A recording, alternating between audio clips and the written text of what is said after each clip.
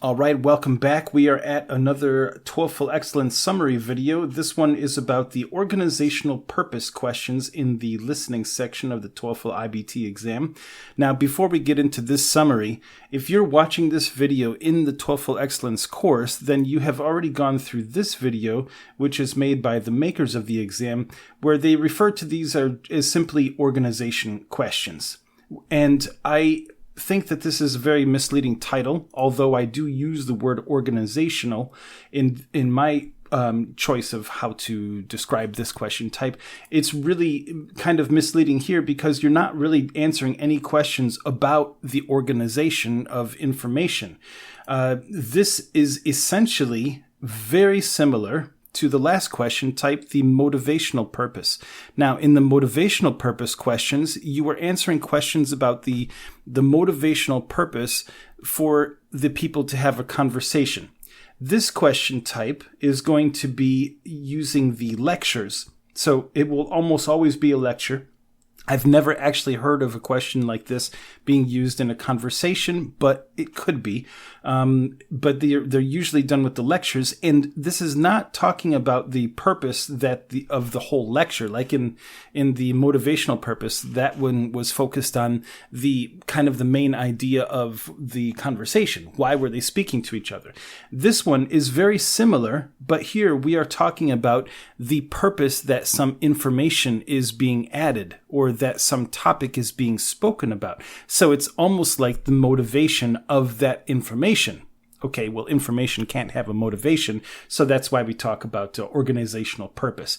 And also with this particular question type, this one is really focused on verbs, the action of what the speaker is doing and what the information is doing.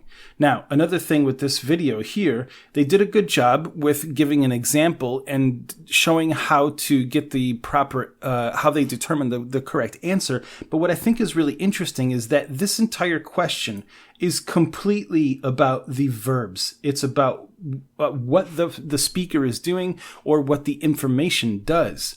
And so in the video here, they focused more about the details of the information rather than what the information was doing. So this one is really focused on the verbs. And you will always identify this one by verbs such as to identify, to compare, to define. You know, they'll ask a question of like, why did the professor mention some information? To compare, to define, to give an example of. So this one is always focusing on the verb or the verb phrase.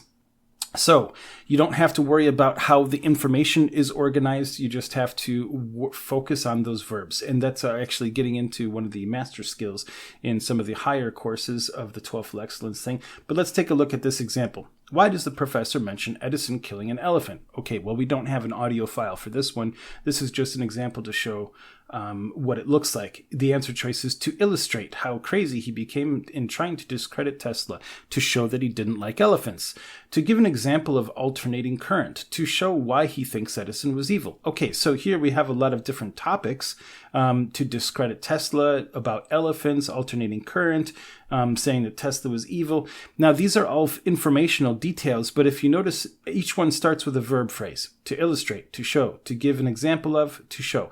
Now, to show and to give an example of are very similar, and these are probably the most common verb phrases that they use. So really, with this question type, you know, you'll be going through the audio file and taking your notes.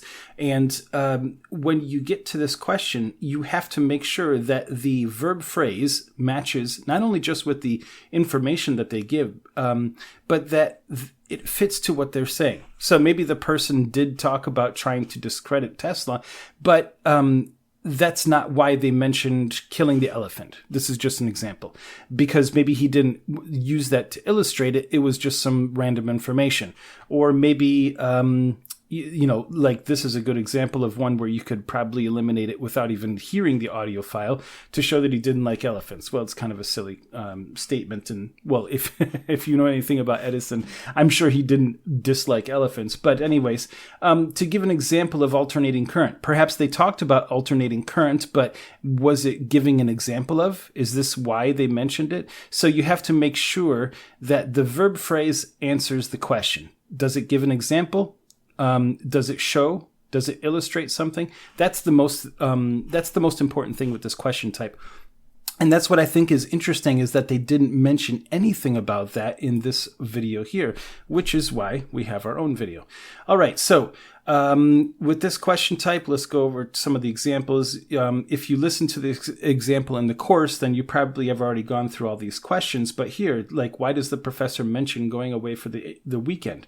To tell a joke? Well, they might have mentioned something about joke, or maybe that's what the person was doing. They were giving a joke in the process of it, but was that the reason why they mentioned it? So you have to look at the verb phrases here. Why did they mention something? To tell, to apologize, to introduce, to encourage.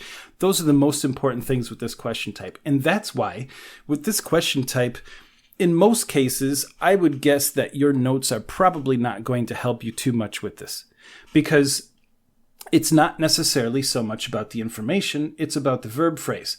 So with this one, just like with all of the other question types, usually you can eliminate at least 2 of the answer choices without even really thinking about it. And then with the other answer choices, maybe there's a piece of information where they did talk about something, but it doesn't match the verb phrase, or it doesn't explain why. So then you can eliminate that one, and then the other, and then you just choose the only answer that's left, or the best answer. And of course, with all of the other question types in this particular test, well, the entire test really, if you don't know the answer after about 30 seconds on this question type, if you don't know the answer, just pick the best one and move on. And that's pretty much it with the organizational purpose question. It's not a very difficult question. In most cases, you'll just be using logic and common sense. Like I said, maybe your notes will help, but probably not. The most important thing, just focus on those verb phrases, make sure that the information matches, but then also make sure that the verb phrase actually matches with the question, or it answers the question. And that's it. So thanks for stopping by, and we will see you in the next lesson.